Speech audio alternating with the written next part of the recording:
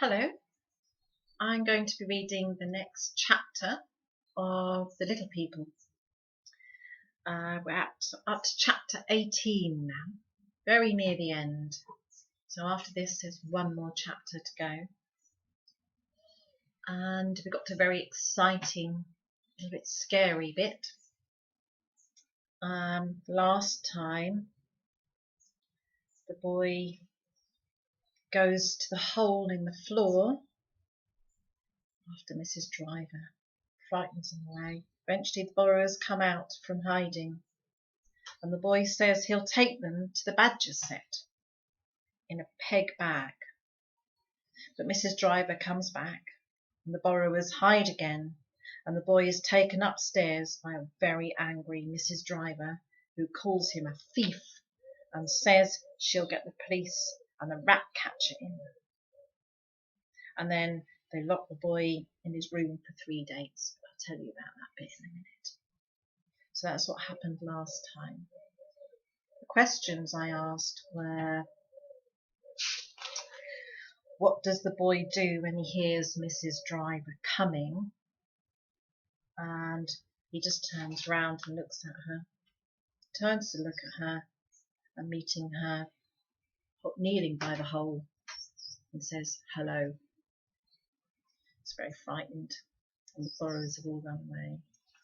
My next question was, when she's gone again, what did Pod say they had to go? Where did Pod say they had to go? And they had to go to the badger set. And then the boy says, I can carry you there. And Harmony says, what in? And the boy tries to get them to climb into the peg bag. Remember, they had a go at getting into the peg bag, but they all tumbled all over each other and they couldn't manage it. So, and then Mrs. Driver surprises them again, and he gets taken up to his room.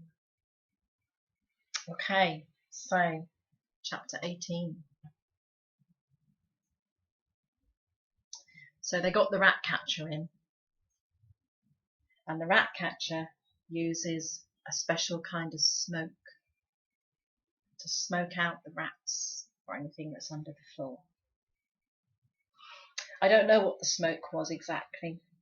Poison fumes of some kind, which he made himself from herbs and chemicals. I only remember the smell of it. It clung round the barns or wherever he'd been. You can imagine what the boy felt on that third day of him being locked in his room. So Mrs. Driver had locked him in his room for 3 days so that he wouldn't try and rescue the borrowers. The bags were all packed because he's on his way to go and join his mum and dad in India. So he's going on a long journey. So Mrs. Driver has packed his bags, so he's all ready to go. But you can imagine how he felt in his room, smelling that smell, knowing that the rat catcher was down in the kitchen, smoking his beloved borrowers out. He was all dressed and ready to go. The bags were packed and down in the hall. Mrs. Driver came and unlocked the door and took him down the passage to Aunt Sophie. Remember, Aunt Sophie always stays in her bed. So they go to Aunt Sophie's bedroom. He stood there stiff and pale, in gloves and an overcoat beside the curtained bed. Seasick already? Aunt Sophie mocked him, peering down at him over the edge of the great mattress. No, he said, it's that smell. Aunt Sophie lifted her nose and sniffed. What smell is that, Driver? It's the rat catcher, my lady, explained Mrs. Driver, reddening. Down in the kitchen. What? Exclaimed Aunt Sophie. Are you smoking them out? And she began to laugh. Oh dear, she gasped. But if you don't like them, Driver, the remedy's simple. What is that, my lady? Asked Mrs. Driver uncomfortably, and even her chins went red. Helpless with laughter, Aunt Sophie waved a ringed hand. Keep the bottle corked! She managed at last, and motioned them weakly away. They heard her laughing still as they went on down the stairs. She don't believe in them, muttered Mrs. Driver, and she tightened her grip on my brother's arm. More fool her! She'll change her tune like enough when I take them upwards, laid out in size, on a clean piece of newspaper. And she dragged him unceremoniously across the hall. The clock had been moved, exposing the wainscot, and as my brother saw at once, the hole had been blocked and sealed. The front door was open as usual, and the sunshine streamed in. The bag stood there beside the fibre mat, cooking a little in the golden warmth. The fruit trees beyond the bank had shed their petals and were lit with tender green, transparent in the sunlight. Plenty of time, Mrs. Driver, glancing up at the clock. The cab's not due till 3:30. The clock stopped, said my brother. Mrs. Driver turned. She was wearing her hat and her best black coat, ready to take him to the station. She looked strange and tight and chapel-glowing, not a bit like Driver. So it has, she said. Her jaw dropped and her cheeks became heavy and pendulous. It's moving it, she decided after a moment. It'll be all right, she went on, once we get it back. Mr. Frith comes on Monday. He's the man that minds the clock. And she dragged again at his arm above the elbow. Where are we going? He asked, holding back. Along to the kitchen. We've got a good 10 minutes. Don't you want to see the court? No, he said, no, and pulled away from her. Mrs. Driver stared at him, smiling a little. I do, she said. I'd like to see 'em up close. He puffs this stuff in and they come running out. At least that's how it works with rats. But first, he says, you have to block up all the exits. And her eyes followed my brother's to the hole below the wainscot. How did they find it? He asked then. Puttied it looked, and with a square of brown paper pasted on crooked. Rich William found it. That's his job. That's the rat catcher. They could unstick that, said the boy after a moment. Mrs. Driver laughed, quite amiably for once. Oh, no, they couldn't. Not now, they couldn't. Cemented firm, that is. Great block of it, right inside, with a sheet of iron across from the front of that old stove in the outhouse. He and Crampfell had to have the morning room floor up to get at it. All Tuesday they was working up till tea time. You aren't going to have no more capers of that kind, not under the clock. Once you get that clock back, it can't be moved again in a hurry. Not if you want it to keep time, it can't. See? See where it stood? Where the floor's washed away like? It was then my brother saw for the first and last time that raised platform of unscrubbed stone. Come on now, said Mrs. Driver, and took him by the arm. We'll hear the cab from the kitchen. But the kitchen, as she dragged him past a baize door, seemed a babel of sound. No approaching cab could be heard here. Steady, steady, oh, steady, steady, Crampfell was saying in one loud note as he held back the rat-catcher's terriers, which shrilled and panted on the leash. The policeman was there, Nellie Runacre's son Ernie. He'd come out of interest and stood back from the others a little, in view of his calling, with a cup of tea in his hand and his helmet pushed off his forehead. But his face was pink with boyish excitement, and he stirred the teaspoon round and round. Seeing's believing, he said cheerfully to Mrs. Driver when he saw her come in at the door. A boy from the village was there with a ferret. It kept sort of pouring out of his pocket, my brother said, and the boy kept pushing it back. Rich William himself was crouched on the floor by the hole. He had lighted something beneath a piece of sacking, and the stench of it smouldering eddied about the room. He was working the bellows now with infinite care, stooping over them, rapt and tense. My brother stood there as though in a dream. He gazed round the kitchen, He saw the sunlit fruit trees through the window and a bough of the cherry tree which stood upon the bank. He saw the empty teacups on the table with spoons stuck in them, and one without a saucer. He saw, propped against the wall, close beside the baize door, the rat-catcher's belongings: a frayed coat, patched with leather, a bundle of rabbit snares, 2 sacks, a spade, a gun, and a pickaxe. "Stand by now," Rich William was saying. There was a rising note of excitement in his voice, but he did not turn his head. "Stand by! Ready now! Slip with the dogs!" Mrs. Driver let go my brother's arm and moved towards the hole. "Keep back," said the rat-catcher without turning. "Give us room." And Mrs. Driver backed nervously towards the table. She put a chair beside it and half raised one knee, but lowered it again when she caught Ernie Runacre's mocking glance. "All right, Ma," he said, cocking one eyebrow. "We'll give you a leg up when the time comes." And Mrs. Driver threw him a furious look.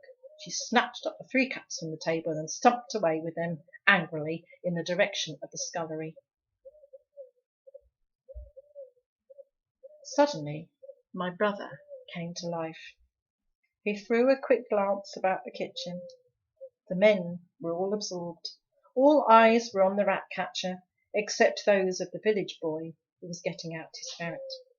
Stealthily, my brother drew off his gloves and began to move backwards, slowly, slowly, towards the green baize door.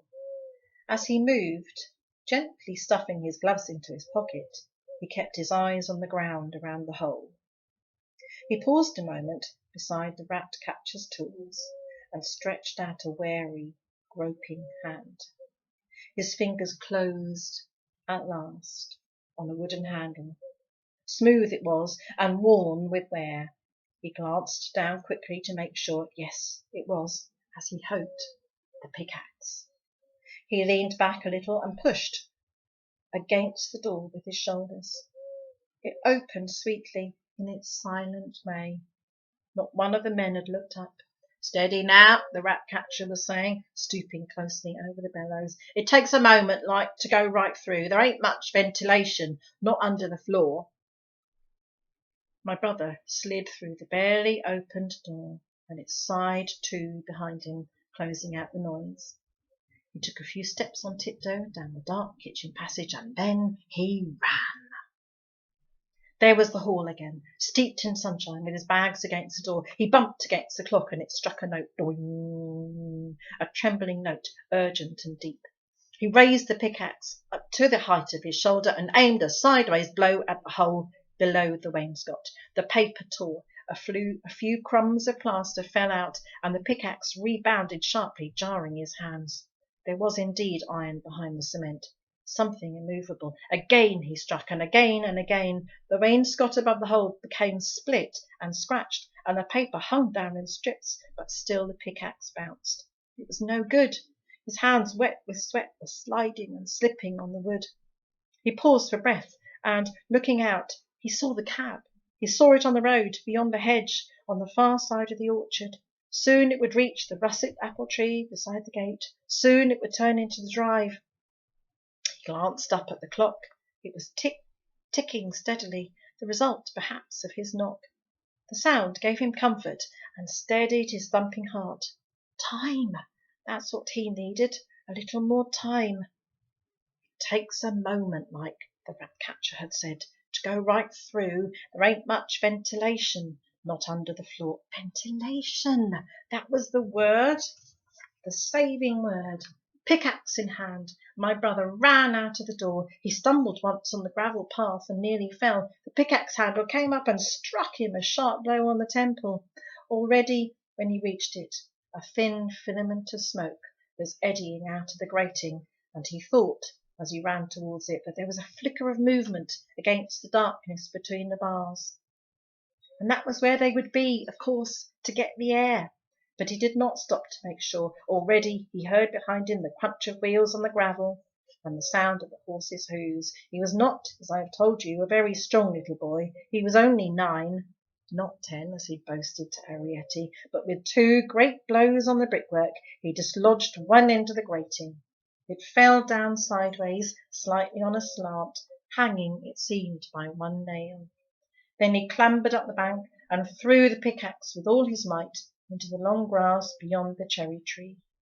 He remembered thinking as he stumbled back, sweaty and breathless, towards the cab, how that too, the loss of the pickaxe, would cause its own kind of trouble later. Phew. That was exciting, wasn't it? So, do you think the boy has succeeded in letting them out? Hopefully they'll be able to escape that nasty, smelly smoke and escape and get to the badger set. Let's hope so. We'll find out in the last chapter, but just before I do that,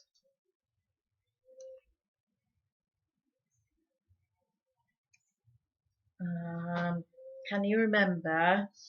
So the boy asks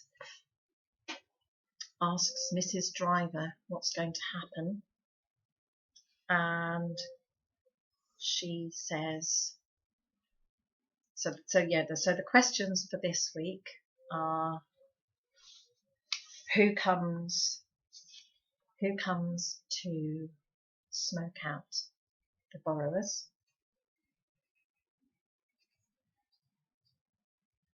Okay, that's question number 1.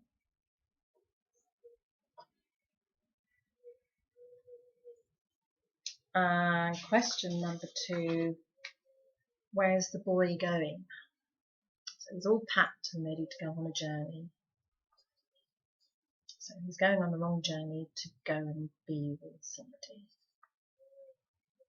Okay. And number 3, what does the boy do with the pickaxe?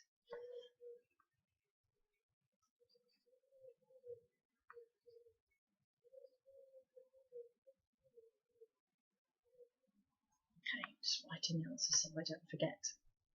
So next time we'll do the answers to those questions and the final chapter to see if we know whether the borrowers got out in time. Okay, so till next time, bye for now.